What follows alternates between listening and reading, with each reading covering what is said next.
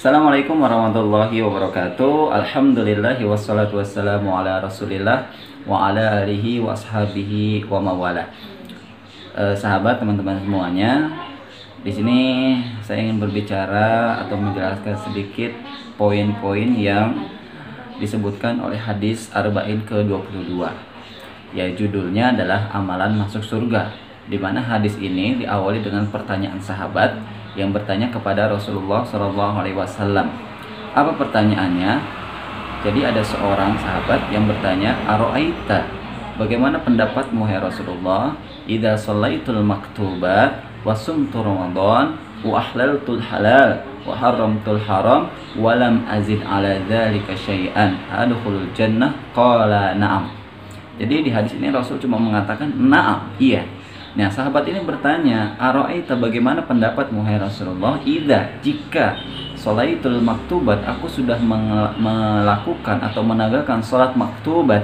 Sholat maktubah ini berarti sholat-sholat yang telah Allah tentukan waktunya, seperti subuh, zuhur, asar, maghrib, isya. Jadi sholat maktubat itu adalah sholat wajib fardu ain yang wajib dilakukan oleh setiap orang muslim di setiap harinya, di setiap waktunya, 5 waktu dalam satu hari. Nah, sahabat ini mengatakan kepada Rasulullah dan bertanya kepada Rasulullah, "Ya Allah, ya Rasulullah, sesungguhnya aku telah melakukan sholat yang wajib, yang fardu ain, wasumtu Ramadan, dan aku telah berpuasa di bulan suci Ramadan, ya, puasa 30 hari penuh." Seperti halnya dijelaskan di surat Al-Baqarah ayat 183, "Ya ayyuhalladzina amanu kutiba alaikumusiyam kama kutiba alal ladzina min qablikum la'allakum tattaqun." Wahai orang-orang beriman, diwajibkan atas kamu berpuasa sebagaimana orang-orang dahulu berpuasa supaya kamu menjadi orang-orang yang bertakwa. Nah, berarti konteks puasa di sini adalah puasa Ramadan. Jadi seorang sahabat ini sudah melakukan atau menegakkan sholat maktubat, sholat wajib fardu ain, kemudian melakukan puasa di bulan Ramadan. Kemudian dilanjutkan dengan kalimat wa ahlaltul halal, dan aku menghalalkan yang halal. Apa maksudnya? Maksud kata Imam Nawawi adalah melakukan hal yang halal, artinya melakukan dengan keyakinan bahwasanya hal tersebut halal. Contoh saja, misalkan ketika ada seseorang memakan daging ayam, ya daging itu halal, tidak usah kita mengharam-haramkannya. Ya, halal dilakukan dengan cara yang halal, didapatkan dengan cara yang halal, disembelihnya pun dengan melakukan secara syar'i gitu halal. Ya udah, kita meyakini itu sebagai sesuatu yang halal dan kita tidak boleh mengharapkannya, walaupun kita tidak suka makanan ayam tersebut, kita tidak suka daging ayam tersebut. Jadi jangan sampai ketidaksukaan kita terhadap sesuatu merubah hukum gitu ya. Jadi ketika sesuatu itu halal, ya sudah halal dan kita makan. Dan mengharamkan yang haram, dan kita mengharamkan, kata Imam An-Nawawi, mengharamkan yang haram artinya menjauhinya dan meyakini bahwasanya itu adalah haram. Contohnya misalkan daging babi, mau dilakukan proses penyembelihan secara Islami pun, ya yang namanya daging babi ya haram, kita tidak bisa merubah hukumnya. Nah, jadi itu ya. Jadi seorang sahabat ini melakukan sesuatu yang standar sebenarnya, melakukan sholat, menegakkan sholat wajib, berpuasa di bulan Ramadan, dan menghalalkan yang halal, mengharamkan yang haram. Kemudian ditanya kepada Rasulullah, "Apakah aku akan masuk surga?" Kemudian Rasulullah menjawab, "Iya." Jadi jawaban Rasulullah itu sesimpel itu, iya. Nah, ini membuktikan bahwasanya dalam hadis ini kita bisa mengambil poin-poin yang sangat penting. Yang pertama adalah bahwasanya Rasulullah adalah rahmat bagi semesta alam. Jadi sebenarnya Islam diturunkan untuk memudahkan umat manusia, bukan untuk menyulitkan.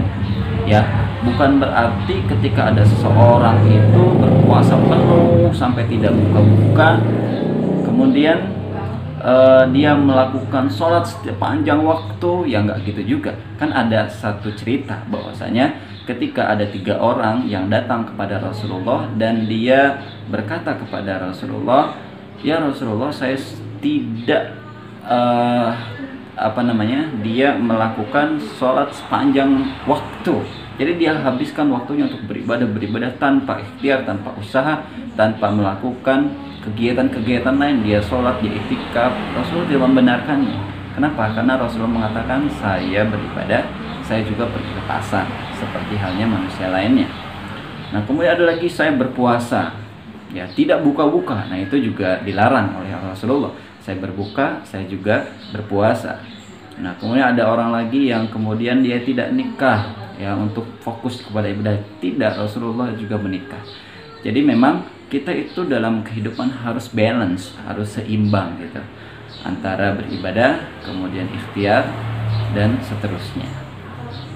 Nah, kemudian di hadis ini dijelaskan bahwasanya seorang sahabat tadi itu adalah seseorang yang sangat merindukan surga. Kenapa? Nih, ciri-ciri orang rindu itu dia akan selalu bertanya-tanya terhadap apa yang dirindukannya. Maka ketika seorang sahabat tadi bertanya tentang bagaimana cara masuk surga dan dia sudah melakukan amalan-amalan yang sudah tadi disebutkan, apakah itu bisa membuat dirinya masuk surga? Artinya orang tersebut itu rindu, pengen masuk surga. Jadi orang rindu itu selalu bertanya terhadap sesuatu yang dirindukannya. Nah, itu ya. Jadi merindukan masuk surga. Kemudian yang terakhir kita bisa juga menjelaskan bahwasanya di ayat ini